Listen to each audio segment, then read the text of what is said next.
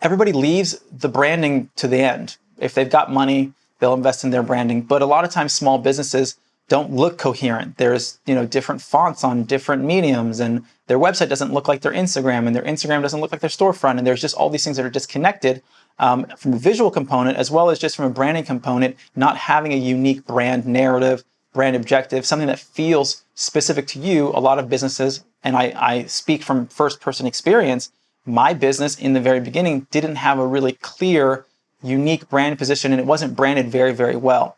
And so this is an obscure value metric because it's hard to measure, right, what the value of your brand really is, which is why a lot of times people overlook it. But I can tell you that people are going to look at your business, they're going to hear about your business, there's going to be things that really precede their experience of tasting your product. And as I always say, it's not the businesses with the best product that are the most successful. It's good businesses that are branded and marketed the best.